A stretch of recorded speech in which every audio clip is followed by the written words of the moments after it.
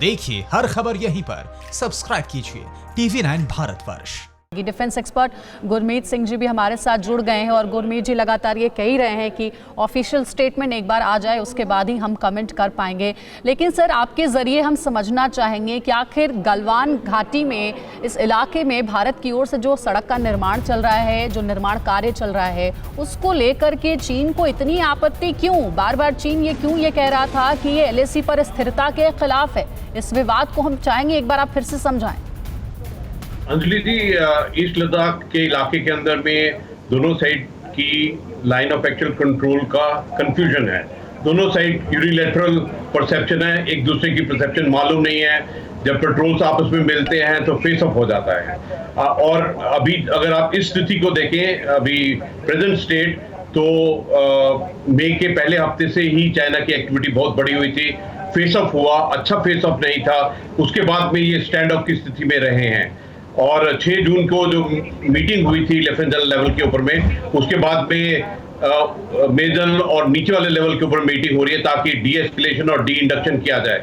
ये जो खबर आई है, जिसके बारे में एक ऑफिसर और 2 जवानों के बारे में खबर है, मैं चाहता हूं कि हम लोग थोड़ी देर और इंतजार करें ताकि ऑफिशियल स्टेटमेंट क्या है इसके बारे में। क्योंकि देखिए, सबसे पहले तो इस इलाके की जो टेरेन है, इलाका है, ये खुद में ही एक बहुत डिफिकल्ट इलाका है। किस कारण ये हुआ है, इसको देखने की थोड़ी और जरूरत है। क्या ये टेरेन के कारण हुआ है? क्या ये फेस ऑफ के कारण हुआ है? जहां ये एक दूसरे पे गोली हुई है, जहां गोली नहीं चली है? देखिए, ये इस वक्त के अंदर में जो ऑफिशियल स्टेटमेंट है वो सबसे ज्यादा महत्वपूर्ण है, और किसी भी नतीजे में इनसफिशिएंट इनपुट के ऊपर पे पहुंचना ठीक नहीं होगा। और सबसे बड़ी बात तो ये है कि ये एक, जैसा बताया जा रहा है कि एक कर्नल लेवल का ऑफिसर है और 2 जवान हैं, तो ये एक्सेप्टेबल नहीं है। ये वीर गति इन योद्धाओं की एक्सेप्टेबल नहीं है बिल्कुल भी। और जो LAC के सुलझाने के लिए और जो मीटिंग चल रही है, ये इतना स्लो पेस के ऊपर में नहीं चल सकती है, धीमे धीमे नहीं चल सकती है।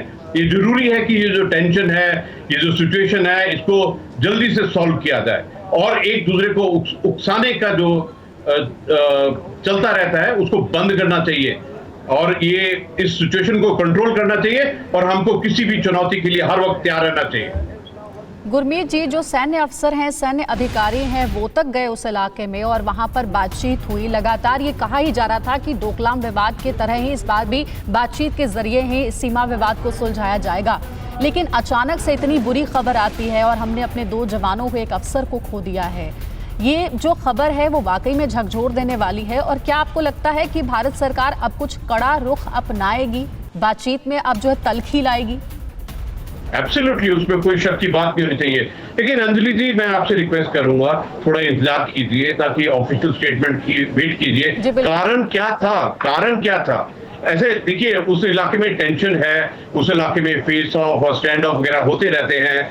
अभी पूरी तरह सिचुएशन सुलझी नहीं थी, इसलिए ऐसा दिमाग में ऐसा आता है कि हो सकता है गोलीबारी में हो, स्कफल हो, स्टोन पेल्टिंग हो, कोई ना कोई कारण होगा जिससे ये हुआ है। लेकिन ये थोड़ा जल्दी होगा कि किसी भी नतीजे पे। लेकिन एक बात जरूरी है कि हम लोग अलर्ट, प्रिपेयर्ड और रेडी रहना चाहिए किसी भी चुनौती के लिए। और जो भारत का भी रुख है ना, वो अलग है।